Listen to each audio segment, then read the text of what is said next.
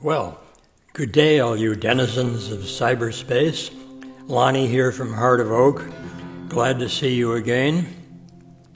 This morning I went out to the portal in order to speak with Gandalf, and I met an interesting little creature, an actual fairy nymph, and I thought she was very, very cute, and I wanted to share the picture of her with you before we get on with today's reportal.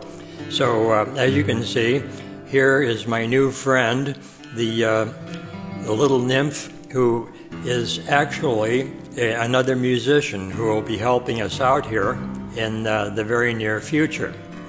Okay, let's go join Pepper now as he explains to us what's going on in the frog dimension, one you've never been to before.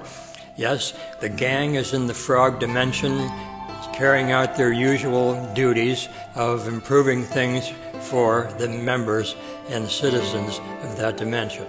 Enjoy, and I'll see you tomorrow. Bye.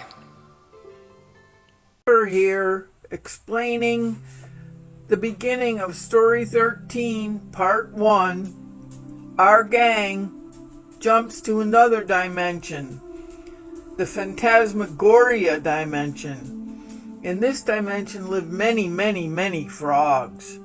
Selmar, the protagonist, warns of being careful, not knowing what dimension they're going to land in.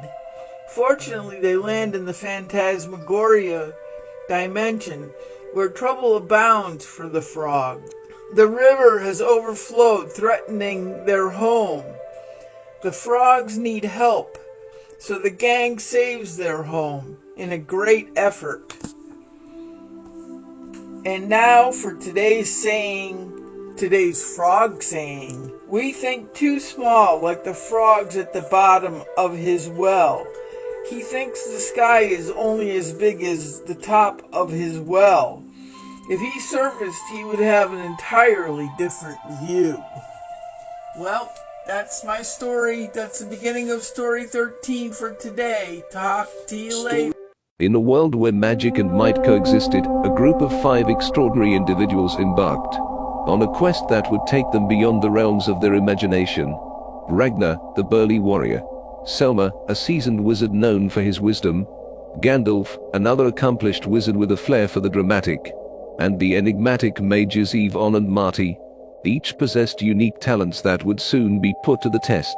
Their journey began when an ancient scroll surfaced, revealing the existence of a mysterious and uncharted dimension.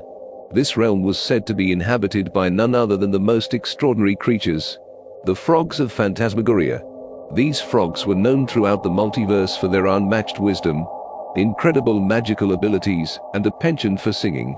As the group gathered around the scroll, excitement and curiosity filled the air. Imagine the knowledge and power we could gain from the frogs of Phantasmagoria, Gandalf exclaimed, his eyes sparkling with anticipation. Selma, always the pragmatist, nodded in agreement. Indeed, but entering another dimension is no small feat. We must be prepared for anything. With their gear in tow and a multitude of protective spells at the ready, the adventurers embarked on a mystical incantation. In a flash of blinding light, they found themselves standing at the threshold of the new dimension. Full of frogs. These frogs were unlike any other. One sunny morning, as the frogs were basking in the warmth of the sun and croaking their cheerful tunes, a great disturbance echoed through the forest. The usually calm and gentle river that flowed through their home had turned into a turbulent and treacherous torrent. It threatened to engulf their beloved lily pads and reed homes, endangering the entire frog community. Frogs of all sizes and colors gathered in a hushed and worried congregation, their eyes filled with fear.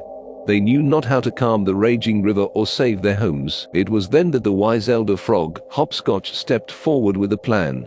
"We have a gift," he croaked, his voice filled with determination. "We can communicate with the creatures of this forest. But we need someone with strength and bravery to help us. We need Ragnar and his friends." So our gang saves the day for the frogs, and they have a true appreciation for the Phantasmagoria dimension. Stay tuned for part 2 of Chapter 13. Ciao!